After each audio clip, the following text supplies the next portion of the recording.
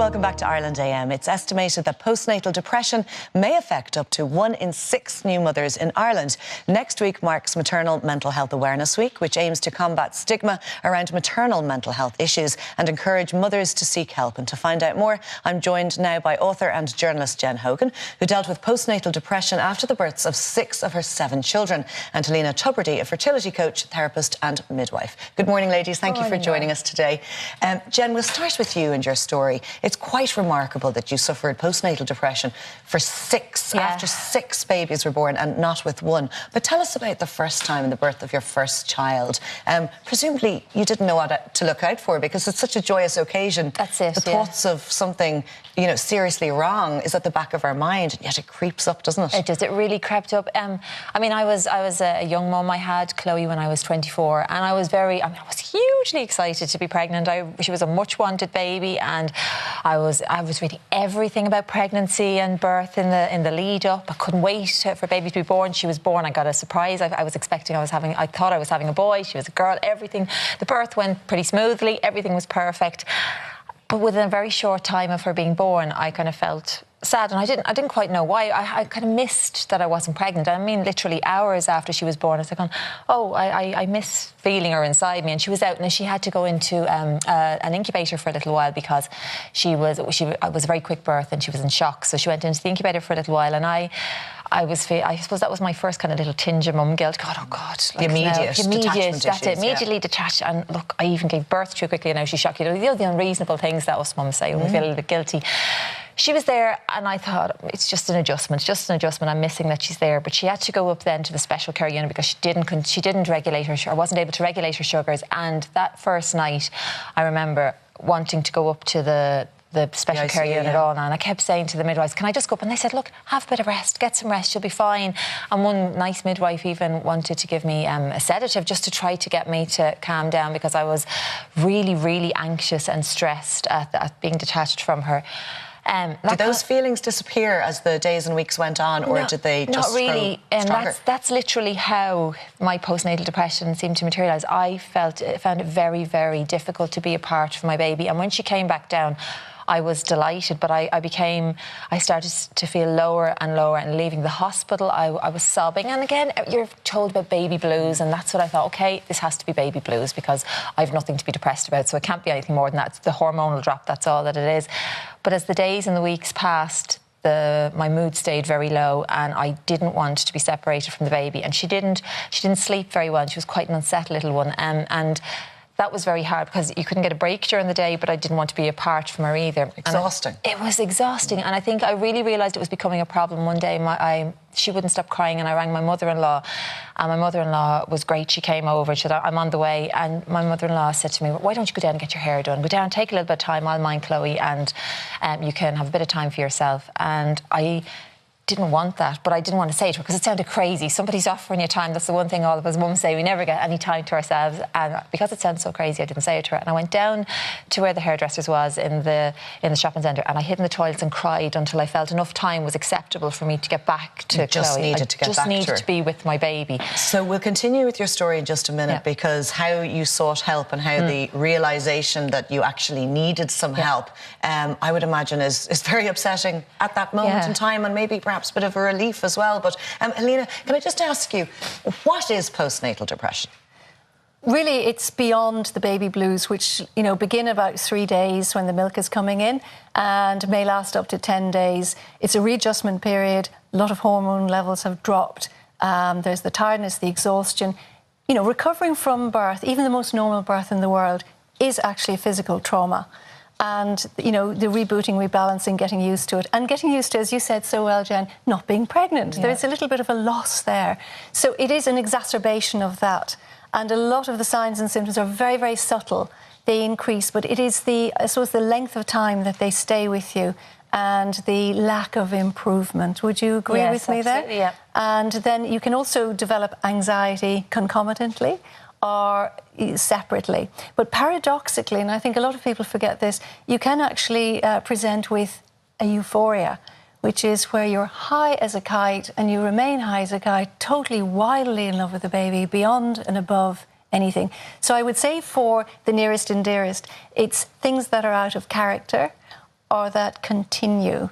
Okay. And you said it beautifully there, Jen, the idea of not being able to relax enough to go to sleep when you do get a little break to sleep, when you're too wired. Mm-hmm. Would you agree? Yeah, absolutely. I think it's very difficult for all women because you've just had a baby, so you're going to be overwhelmed. There's going to be a lack of sleep. You're going to feel fatigued, perhaps numb on occasion, high as a kite because you're looking at your beautiful baby. Yeah. The anxiety is there. And yet those feelings should dissipate or certainly calm down, yes, or reach a plateau after a while. So for loved ones wondering, is there something maybe more to it? Keeping an eye, as you mentioned, Helena, on irregularities in the behaviour. A continuity or a decrease, irritability, anger, crying for no reason, or sleeping non-stop. There are many different angles. It's the out-of-characterness is really what would describe it best. Jen, when you realised you were at a point that actually this couldn't continue anymore and perhaps you weren't coping as you had hoped, and of course we always blame ourselves, don't we? This is supposed to be the most natural thing in the world. That bond doesn't necessarily happen immediately with the baby. You found it very hard to take yourself away from the baby. When did you realise you needed help? It was actually my public health nurse. I had a very young public health nurse, and she was very in tune with the mothers and women, I suppose, that she went to see.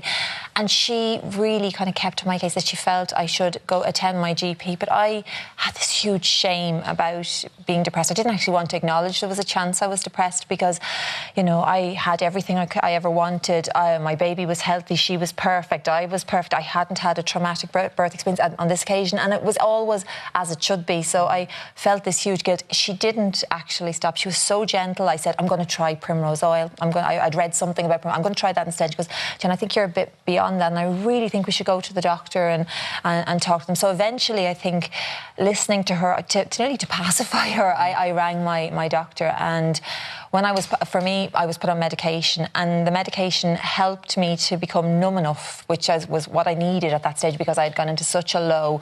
I wasn't able to function. I had become withdrawn. I was overwhelmed, and the medication took me to this kind of numb feeling, which let me do the things I needed to do to recover. So to get myself back out there. Interesting that you mentioned the word shame.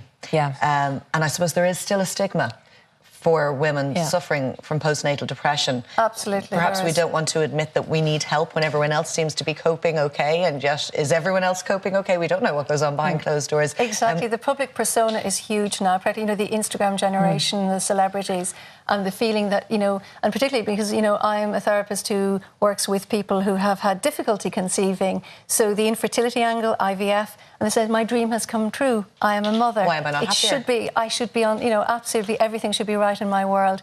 And in fact, there is more of a risk of depression and anxiety when you've been through all of that, which is incredibly unfair. Jen, I just want to get back to you briefly. Going into pregnancy number 2, and you've 7 beautiful children, but going into the second pregnancy, was there a feeling of anxiety and trepidation that this might happen again? Total fear. I attended a psychiatrist in the hospital, and I read up everything I could do to try to prevent it. A firm Britain, I think, was pregnant at the time, or just had a baby, and she had spoken about postnatal depression and said that what she had done was taken a low dose of prophylactic antidepressants. And I thought, I'll try that. I discussed that with a psychiatrist, and he agreed. Yes, let's try that. There's nothing to be lost. We'll try that from the day your baby's born. I didn't get postnatal depression that time, and I thought, I've cracked it. This is what I need to do. So, that was a very different experience afterwards. And I thought, going into my 3rd pregnancy then, I know what to do. Yeah. I'll do that. But unfortunately, that didn't work, and it came back. And then I think that because I had been there before, I was nearly more frustrated with myself and ashamed, because I thought, you know what you're doing. This isn't a shock. You don't have to get used to, well, I suppose everyone has to get used to the sleep deprivation again, but you know what to expect. You know things are a passing phase. I became really, really hard on myself, and I actually was even more reluctant to seek help that time, because I was more ashamed because of the experience that I had. I suppose it was easy to nearly justify it the first time around, to say, well, it's all new, but it wasn't this time. Thank you so much for sharing your story with us today. Helena, listening to Jen and the fact that she came out of it, then went back in and came out of it again, such a roller coaster of emotions. For ladies, for people watching at home today, what advice would you give? Certainly, I do think that it's you know, having your tribe around you, having your team around you, having, I suppose, using pregnancy to educate yourself that it's not always rosy afterwards. The 4th trimester is a really difficult time. And I'm there preconceptually. I work with people during pregnancy and afterwards. So, you know, I like to obviate problems as much as possible, prepare people that, yes, it's quite likely, it's not unusual, you're not mad, bad, sad, and there is help available immediately and to avail of it. And, you know, that it is normal. Help is there. And with people like Jen coming out and telling their story, it normalises things for the rest of us. It's wonderful. It really is wonderful, Jen. Thank you so much, ladies, Thanks, for joining us this morning. Lots more still to come on the show. Stay with us.